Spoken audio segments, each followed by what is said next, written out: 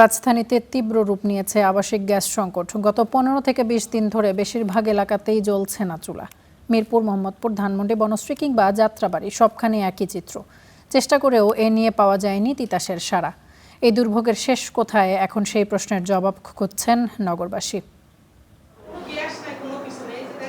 এভাবেই চলছে চুলা জ্বালানোর চেষ্টা, তবে পাইপে গ্যাসের চাপ কম, তাই ব্যর্থ সব কৌশল। তিতাসের আবাসিক সরবরাহের চিত্র রাজধানীর বেশিরভাগ জায়গাতেই এমন। 15-20 দিন ধরেই অধিকাংশ বাসাবাড়িতে প্রায় বন্ধ রান্নাবান্না। মিরপুর, মোহাম্মদপুর, ধানমন্ডি, বনশ্রী থেকে যাত্রাবাড়ি সবখানেই তীব্র গ্যাস সংকট। সবচেয়ে খারাপ অবস্থা পল্লবীতে।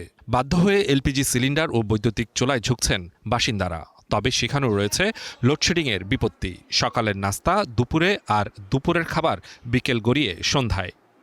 দুর্ভোগের তো শুরু আছে শেষ নাই। এই যে সকালের নাস্তা এখন খাইতেছি 12টা বাজে। সকালের নাস্তা তো ব্রেকফাস্ট মনে হয় আজকে 4 বছর রুটি খাই না।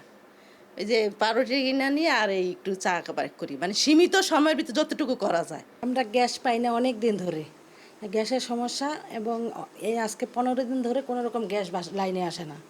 এর জন্য ইন্ডাকশন চুলায় রান্না করি। রাইস কুকারে ভাত রান্না করা লাগে, যে কারেন্টের চুলারে তরকারি রান্না করা লাগে। রান্না তুলে দিলে কারেন্ট চলে যায়, তখন আবার বসে থাকা লাগে। যদি কারেন্ট না থাকে তাহলে আপনার সিলিন্ডারের দাম হয়েছে আপনার 2000-2500 টাকা।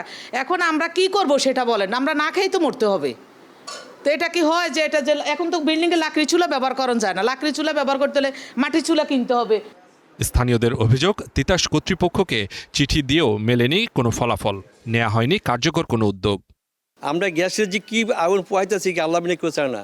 আমাদের এলাকায় কোনো লোকই আসে না গ্যাসের ব্যাপারে, বুঝছেন। আমরা এই গ্যাস আমরা অনর্থক গ্যাসের কিন্তু বিল দেওয়া দিতেছি। আমরা 1080 টাকা করে প্রতি চুলা আমরা বিল দিতেছি, কিন্তু আমরা গ্যাস পাই না। বাধ্য হয়ে রানতে হইতেছে, কিছু করার নাই। বেসালা মানুষ রানতে তো হবে, খাইতে হবে।